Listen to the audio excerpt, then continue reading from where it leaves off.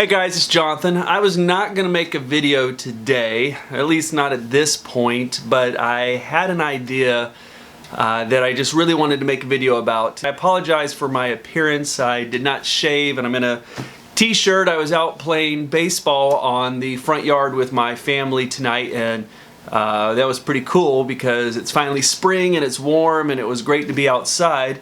Today I was actually going to make this video on why you shouldn't use bribes to parent your children and how that falls apart. And I'm still going to make that video, but I didn't get around to making it. And that was the whole point of today. I had set aside today to get ready to make this video and to plan for it. But what ended up happening was that whole thing in Brussels, the terrorist attack, and you know, I started out my morning and I was going to check all the social media and I was going to get everything updated with Facebook and Twitter, and I started doing all that, but I kept getting drawn to those highlights and those headlines about the Brussels attack, and I found myself reading the headlines and then watching some of the videos and then looking at the pictures, and to be honest with you, I went for like all the gore. I was looking at the videos of the aftermath and all the blood on the floor, and then the videos of the people screaming, and then the stories about the people being blown up and their legs getting blown off, and I mean that really gruesome stuff, and it sucked me in, and I ended up spending hours just like reading accounts and then the political spins, and I totally got sucked in. I was ticked off at myself. I wasted a huge portion of my day paying attention to that. So here's where the point comes in.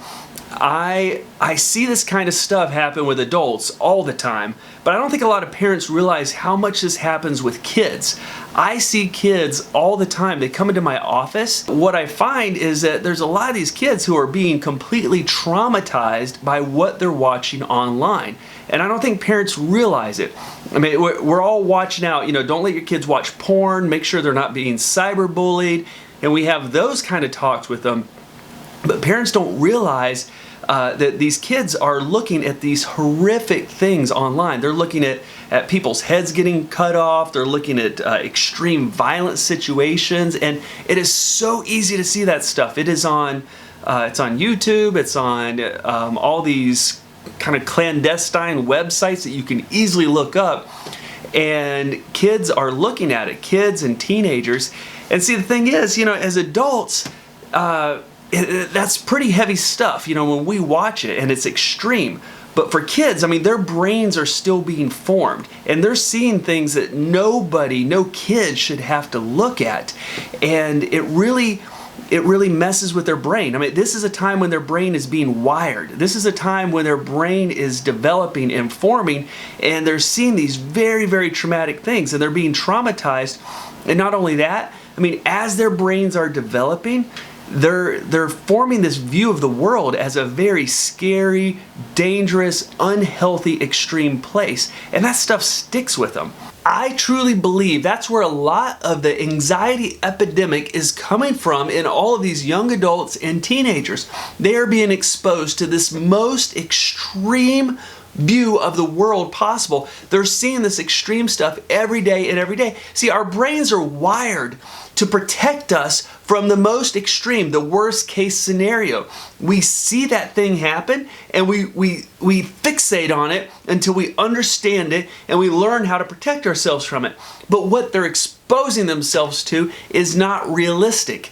For 99.9% of the world, that's not their reality. But they are exposing themselves to this horrible, traumatic, extreme stuff every day over and over, and their brains are being wired to like, oh my gosh, this is how the world really is, when it really isn't. You've got to teach your kids to stay away from that stuff. So the point that I'm trying to make, and I apologize that I'm rambling about this, is you got to talk to your kids about why it is so important that they don't expose themselves to all that nasty, horrible stuff that is out there. They don't get it. They're innocently sucked into it. I mean, it's actually quite impossible for any kid, especially teenagers who are online, that they're not going to be exposed to that stuff.